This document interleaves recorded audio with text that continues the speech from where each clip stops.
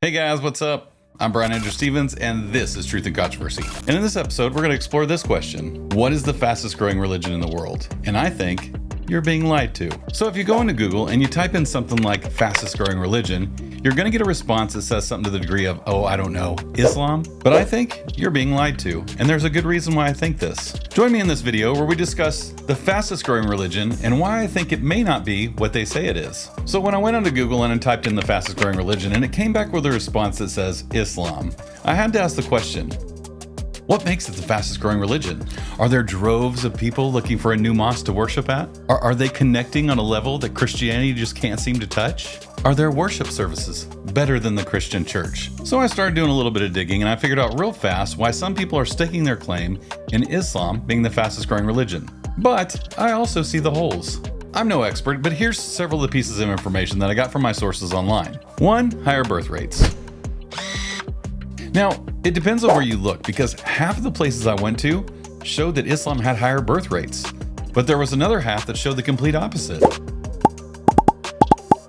In fact, some of them even claim that fertility is in decline. I could definitely see that if Islam is the fastest growing religion, that it's probably due to birth rates if birth rates are accurately higher. I also saw some statistics that said about 1 in every 5 Muslims is converted, meaning that they weren't born into Islam or they weren't raised as a Muslim. Then we'll move on to some of the legal implications. There are multiple Muslim countries that simply make no room for the Christian faith. And it's not just Muslim countries, it's communist countries and dictatorships. In fact, there are several countries proselytization, or sharing your faith, is illegal outside of Islam. In fact, there are several countries where proselytization is punishable by death, often punishing dissenters harshly. The infamous morality police, tasked with enforcing Islamic laws, came under international scrutiny yet again after allegedly shooting a woman for violating mandatory hijab laws. Depending on the crime and who the judge is, all that kind of stuff, sometimes punishment can be anything from jail time to fines to death. There's also rumors that Christians are tortured in jail, and I've heard a first-hand account of that. Now here's the interesting part. People are leaving Islam at alarming rates. In fact, a lot of Muslims have called it an exodus. World Muslims who have converted from Islam to Christianity are putting it in the comments for me that they are exodusing out of Islam to Christianity. And I thought I'd make a video about this to tell you, to show you the biggest lie in our time is that Islam is the fastest growing religion in the world. That's funny. I couldn't find any solid information, but I heard rumors of anywhere between 70 and 80% of people who converted to Islam in their lifetime left the faith. Those are big numbers. Not to mention there's a lot of lifelong Muslims that are walking away because of oppression and abuse. And then there's just some that lose their interest because of the teachings of Islam. They just don't connect with it on a spiritual level. They just feel in their being that this is not God. Okay, so this is kind of exciting. We've seen an unbelievable uprising in the amount of Muslims that are having visions and dreams of Jesus. 25% of Muslims in the Middle East who come to Christ do so having seen him first in a vision or a dream. 25%. Now, this isn't just a few in numbers. This is a lot of people. We're talking thousands. Jesus is coming to them in their sleep or in a vision, and he's telling them to get saved, or he's telling them to talk to a certain person. I mean, there's all kinds of cool stories. I mean, it's really cool. Go to YouTube and just look up, Muslims who encounter Jesus, or Muslims who have visions of Jesus, or Muslims having dreams of Jesus. You're going to be amazed at what he's doing in these nations. So with a mass exodus, visions and dreams of Jesus, falling birth rates, and all these mosques closing because they're empty, that's enough information to tell me there is no monopoly on faith. The fastest growing religion does not necessarily belong to Islam. Honestly, after immersing myself in this, after knowing a handful of Muslims in my lifetime, I can say this. There's a ton of Muslims who are just Muslim in name. They don't go to mosque.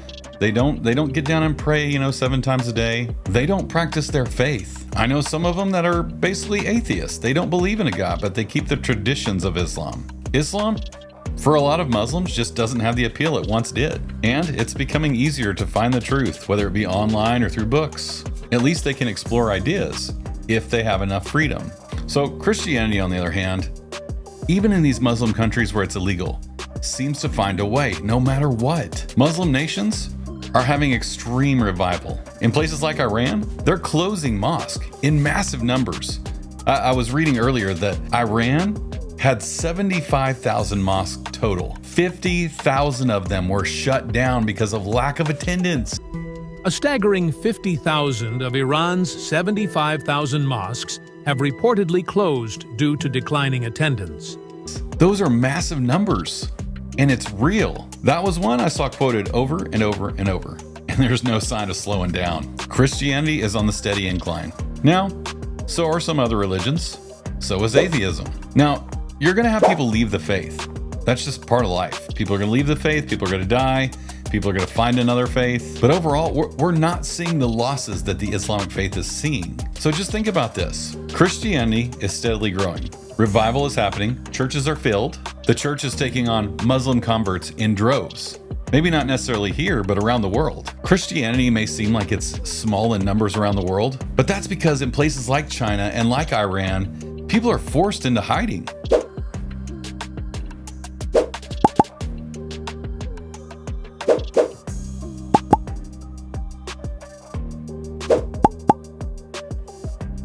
They can't be public about their faith. It could cost them their life. In fact, I would love to interview a Muslim who comes from Iran and has converted to Christianity. That would be amazing. So what do? They're secretive. They're quiet. They keep to themselves. They do their best to share their faith, but only with people that they can trust. So do you think these numbers are slightly skewed? Because we're not getting an accurate read when people can't even be public about what they believe. There are no public surveys that will tell the public in Muslim countries, yes, I'm a Christian. People can't do it. It's not safe. So whoever's getting these statistics is probably not getting all the information, as you can imagine. People fear for their lives in these countries, and rightfully so. It could cost them their life if they give away that information. So where do these statisticians get their numbers? Are they just making it up? Are they guessing? Are they just spewing out information biased towards whatever their cause is? My opinion is this. Many times when you read statistics, and it's not always the case, but many times when you read statistics, it's in favor of one side that there's bias towards. Or in some cases, statistics are bought. I mean, let's just be honest. There's places in this world where people purchase their statistics, if I can say that word. Maybe the person giving the statistics has some skin in the game and they want the statistics skewed in their favor. I know there's honest people out there. There's honest statistics. But with all the information that I just read, with all the examination, with eyewitness encounters, listening to some of the YouTube videos I had to listen to, I don't believe that Islam is outpacing Christianity. Now, I did see that Christianity has the highest population, but they're making it look like Islam may outpace us by like 2075. I don't think we're even close. I simply cannot believe that Islam is outpacing Christianity.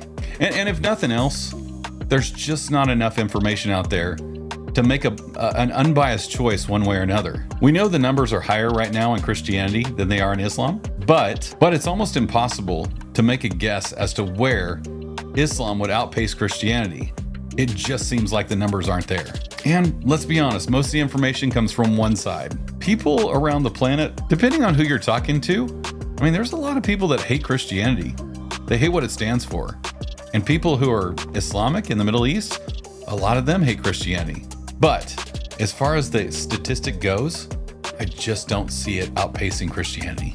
So what are your thoughts? Do you think that Islam is outpacing Christianity as far as the fastest growing religion goes? I would love to hear your opinions on this topic. So if you've enjoyed this video, like and subscribe, and be sure to leave a comment below. I'm Brian Andrew Stevens, and this is Truth and Controversy. See you guys in the next episode.